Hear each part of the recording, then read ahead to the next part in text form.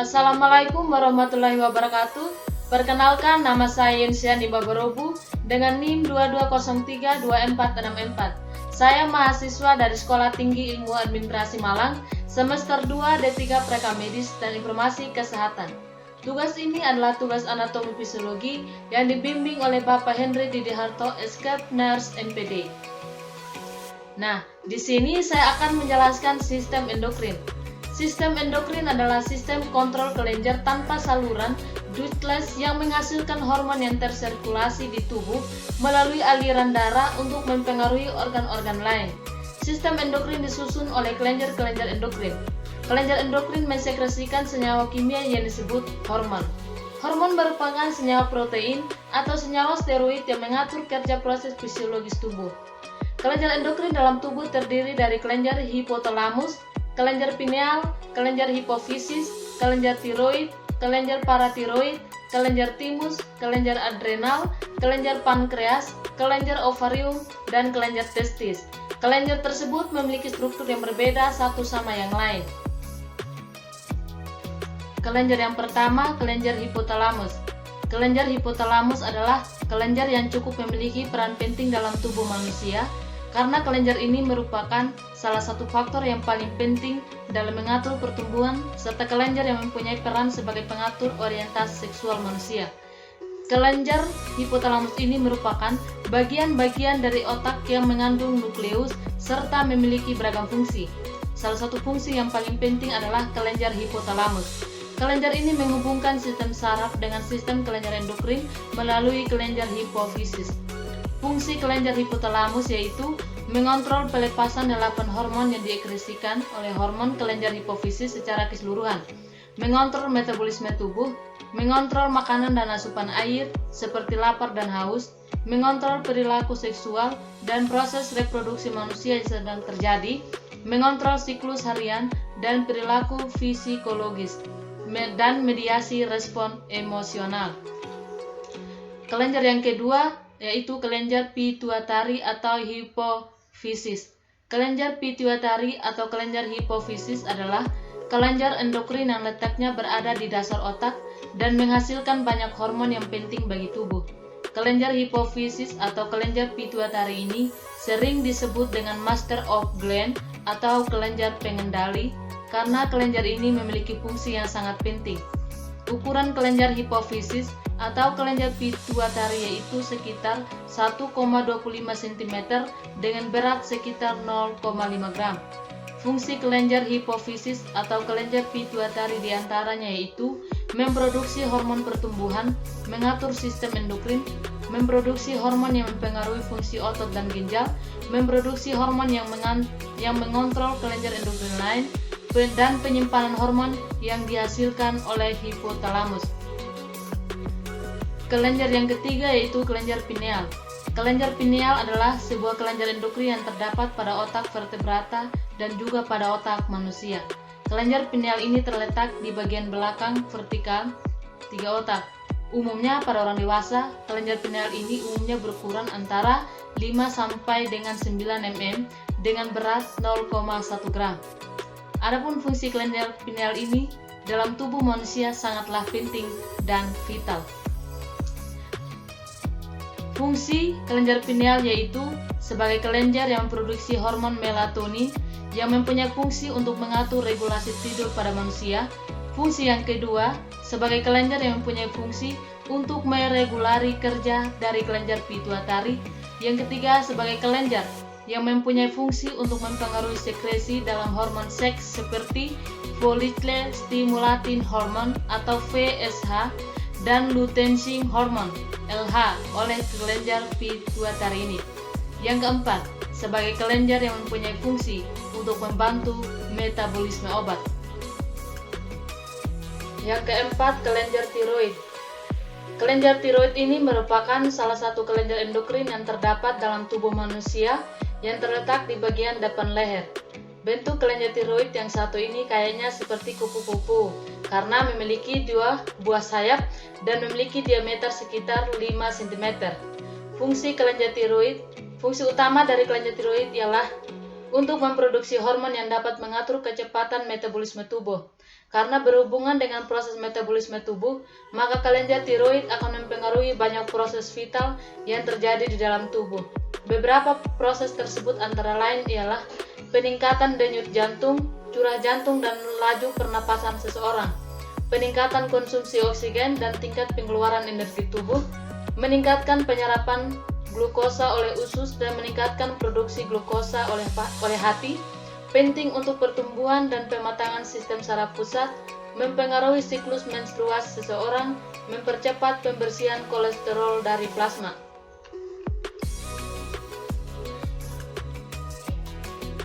Yang kelima, kelenjar paratiroid. Kelenjar paratiroid adalah kelenjar penghasil hormon paratiroid yang berperan penting dalam mengatur kadar kalsium dalam darah. Jika kelenjar ini mengalami gangguan, maka kita berisiko mengalami berbagai masalah kesehatan, salah satunya adalah gangguan tulang. Kelenjar paratiroid merupakan kelenjar yang terletak di leher, tepatnya di belakang kelenjar tiroid. Kelenjar paratiroid terdiri dari 4 kelenjar kecil yang ukurannya sebesar kacang polong. Meskipun ukurannya kecil, kelenjar paratiroid memiliki fungsi yang besar bagi tubuh. Di sini ada beberapa fungsi kelenjar paratiroid. Yang pertama, mengatur pelepasan kalsium dari tulang ke aliran darah. Yang kedua, mengendalikan penyerapan kalsium dari makanan atau minuman pada saluran pencernaan. Yang ketiga, merangsang pembentukan vitamin D pada ginjal. Yang keempat, meningkatkan penyerapan kalsium di ginjal dan mencegah ginjal membuang kalsium melalui urin. Yang kelima, membuat ginjal mengeluarkan fosfat melalui urin. Yang keenam, meningkatkan kadar magnesium dalam darah. Kelenjar yang keenam yaitu kelenjar timus. Kelenjar timus merupakan organ tubuh yang terdiri dari 2 bagian, berukuran sama dan mempunyai kedudukan penting dalam metabolisme seperti halnya kelenjar lain, yaitu kelenjar adrenal, kelenjar tiroid ataupun kelenjar kelamin. Kelenjar ini masih merupakan bagian dari sistem limfatik yang terletak di bagian belakang tulang, dada, dan jantung. Sistem limfatik adalah sistem kekebalan tubuh yang memproduksi dan menyimpan sel-sel yang melindungi diri kita dari serangan infeksi dan serangan penyakit. Fungsi kelenjar timus yang pertama, menghasilkan timosin. Kelenjar timus memiliki tugas penting dalam sistem imun kita. Kelenjar timus akan memproduksi hormon timosin yang fungsinya yaitu untuk mengolah sel-sel darah putih yang diproduksi di sumsum tulang dan mengubahnya menjadi sel limfosit. Sel ini sangat berperan penting pada pertahanan tubuh dalam melawan infeksi, caranya dengan merangsang produksi antibodi pada limfosit lainnya. Selain itu juga, limfosit membantu pertumbuhan dan aktivitas fagosit sel darah putih besar yang berkontribusi dalam pertahanan kekebalan tubuh dengan menelan mikroba, partikel asing, dan sel lainnya. Fungsi yang kedua, kekebalan tubuh manusia. Kekebalan tubuh terbagi menjadi 2, yaitu kekebalan seluler diberikan pada saat kita dalam kandungan ibu. Ibu makan protein atau disuntik, kemudian akan terbentuk antibodi yang akan diberikan ke anak sehingga anak menjadi kebal. Kekebalan humoral diberikan setelah anak dilahirkan atau melalui vaksinasi atau imunisasi melalui dari BCG, polio, hepatitis, dan lain-lain. Kelenjar yang ketujuh yaitu kelenjar adrenal. Pengertian kelenjar adrenal adalah 2 kelenjar terpisah yang berada di permukaan alat ekresi ginjal. Kelenjar adrenal ini sering juga disebut dengan nama lain, yaitu kelenjar suprarenalis. Adrenal ini sendiri berasal dari istilah yang berasal dari bahasa Latin yaitu adrenes, yang berarti berada di dekat ginjal. Kelenjar ini juga memiliki peranan yang cukup penting dalam tubuh kita. Fungsi kelenjar adrenal. Yang pertama, sebagai kelenjar yang mengatur metabolisme tubuh. Yang kedua, memproduksi dan mengatur hormon seks seperti halnya hormon testosteron yang ada pada pria. Yang ketiga, penghasil hormon estrogen. Yang keempat, mensekresikan hormon yang sangat penting untuk menjaga keseimbangan tubuh. Yang kelima, mengatur kadar natrium dan keseimbangan cairan tubuh melalui hormon mineralkortikoid, meningkatkan glukosa salma darah, serta mengurangi inflamasi. Yang keenam, mempersiapkan tubuh dalam menghadapi keadaan yang darurat sehingga jaringan atau kelenjar yang ada dalam tubuh bisa saling memberikan informasi berupa rangsangan kepada setiap komponen tubuh yang lainnya. Yang ketujuh, antara sel-sel saraf ke sistem saraf pada manusia, khususnya saraf otak. Kelenjar yang kedelapan yaitu kelenjar pankreas. Pankreas merupakan organ kelenjar pada sistem pencernaan yang ada di bawah permukaan lambung. Pankreas adalah organ kelenjar yang mempunyai dua fungsi utama, yakni sebagai organ endokrin yang mengeluarkan hormon, serta sebagai organ eksokrin yang mengeluarkan enzim. Pankreas memiliki bentuk pipi memanjang. Panjang pankreas bisa bervariasi, serta biasanya sekitar 15 cm pada orang dewasa. Pankreas bisa ditemukan pada regio kiri atas rongga perut. Pankreas adalah kelenjar yang memiliki dua fungsi utama, yaitu menghasilkan enzim pencernaan atau fungsi eksokrin dan menghasilkan hormon, yaitu fungsi endokrin.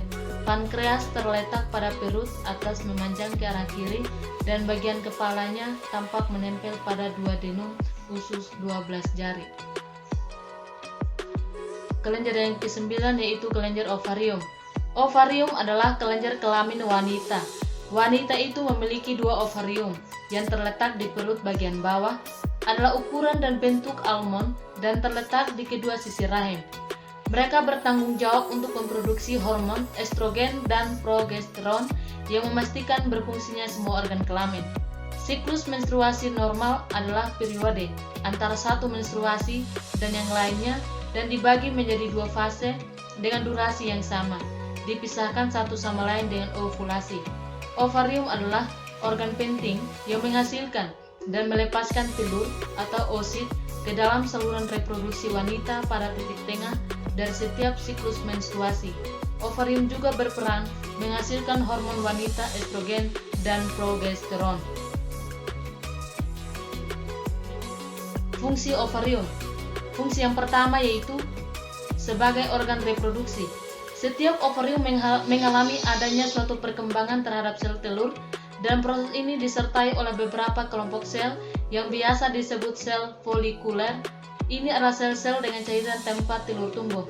Yang kedua, perkembangan sel-sel folikel kemudian distimulasi dengan follicle stimulating hormone atau FSH, karena embrio telah mengembangkan ogoni, dengan demikian menjadi sel telur. Sedangkan sel telur hanya berkembang menjadi sel telur matang selama masa pubertas. Yang ketiga, setelah pubertas dimulai, sel telur matang sendiri dan melepaskan sel-sel folikel yang dilepaskan oleh ovarium ke rahim atau limpa. Sel telur atau sel telur itu sendiri siap membuahi sperma pria. Jika telur tidak dibuahi, wanita tersebut mengalami menopause, disintegrasi dinding endometrium bersama dengan telur yang dibuahi. Namun, ketika sel telur atau sel telur dibuahi dengan sperma, hasil dari dua pertemuan ini tumbuh dan berkembang di dalam rahim atau rahim embrio. Fungsi yang kedua sebagai kelenjar endokrin. Seperti dijelaskan sebelumnya, ovarium memainkan peran penting dalam produksi telur atau telur dan dapat bertindak sebagai kelenjar endokrin. Karena ovarium dapat menghasilkan dua hormon yang memainkan sebuah peran penting dalam menjaga kesuburan dan menjaga kesehatan. Yang ke-10, kelenjar testis.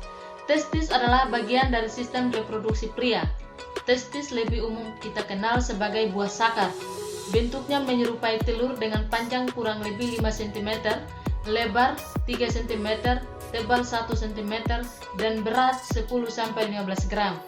Testis terletak di belakang penis saat tidak ereksi dan dibungkus oleh lapisan kulit yang disebut struktum, yang mana struktum ini juga berfungsi untuk mengatur suhu agar testis tidak kepanasan atau kedinginan. Testis pria berjumlah 2. Masing-masing testis menyimpan hormon dan sel sperma yang menjadi elemen penting dalam proses reproduksi.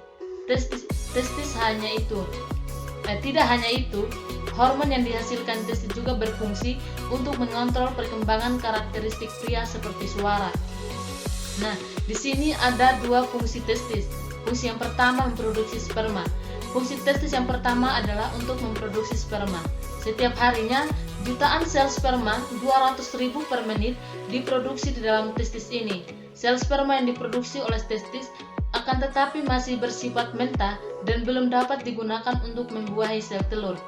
Yang kedua, memproduksi hormon pria. Memproduksi hormon pria yakni androgen menjadi fungsi selanjutnya dari testis. Hormon ini sebagaimana yang telah disinggung sebelumnya berperan dalam proses perkembangan reproduksi pria, menimbulkan karakteristik pria seperti suara dan janggut. Dari sekian jenis hormon androgen yang diproduksi oleh testis, hormon testosteron menjadi yang paling umum. Testosteron menjadi kunci dari kualitas fungsi reproduksi pria. Oleh sebab itu, penting sekali untuk selalu menjaga agar produksi testosteron tetap baik. Idealnya, testis memproduksi 6 mg testosteron setiap harinya. Sekian dan terima kasih.